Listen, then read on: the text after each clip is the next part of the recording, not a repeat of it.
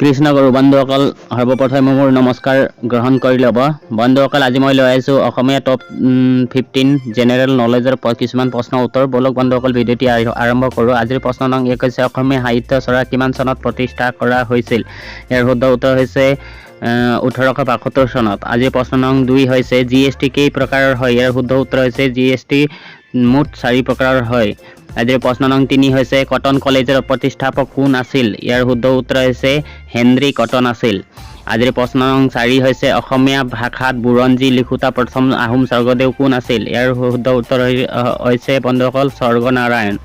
আজিৰ প্ৰশ্ন নং 5 হৈছে কেবিনেট মিছন ভাৰতলৈ কেতিয়া আহিছিল? ইয়াৰ শুদ্ধ উত্তৰ হৈছে 1946 চনত। আজিৰ প্ৰশ্ন নং 6 হৈছে ৰাজ্যপাল বানাৱাৰীলাল পুৰোহিতে জুবিন গাৰ্গক লুইত কণ্ঠ উপাধি কোন চনত প্ৰদান কৰে? ইয়াৰ শুদ্ধ উত্তৰ হৈছে 2017 চনত।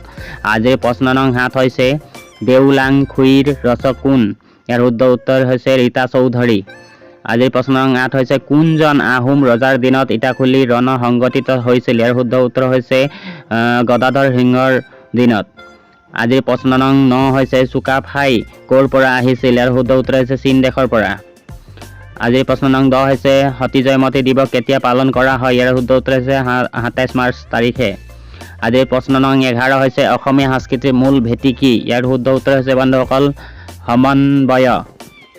আজিৰ প্ৰশ্ন নং 12 হৈছে কোনটো গ্ৰহৰ কোনো উপগ্ৰহ নাই? ইয়াৰ শুদ্ধ উত্তৰ হৈছে বুধ গ্ৰহৰ। আজিৰ প্ৰশ্ন নং 13 হৈছে আহোম সকলৰ বিবাহ প্ৰথা কি নামেৰে জনা যায়? ইয়াৰ শুদ্ধ উত্তৰ হৈছে চকলং। আজিৰ প্ৰশ্ন নং 14 হৈছে নামঘোষা কোনে লিখিছিল? ইয়াৰ শুদ্ধ উত্তৰ হৈছে শ্ৰী শ্ৰী মাধৱদেৱে। আজিৰ প্ৰশ্ন নং 15 হৈছে প্ৰথম বলিউড চিনেমাৰ নাম কি? ইয়াৰ শুদ্ধ উত্তৰ হৈছে বন্ধুসকল ৰাজা হৰিশ্চন্দ্ৰ। বন্ধুসকল আজিৰ ভিডিঅ' ইমানতেই। আকৌ লগ পাম বেলেগ এটা ভিডিঅ' লৈ। তেতিয়ালৈকে আশা কৰোঁ আপোনালোকেও ভালে থাকিব। শুভৰাত্ৰি। জয় আই অসম, জয় ভাৰত।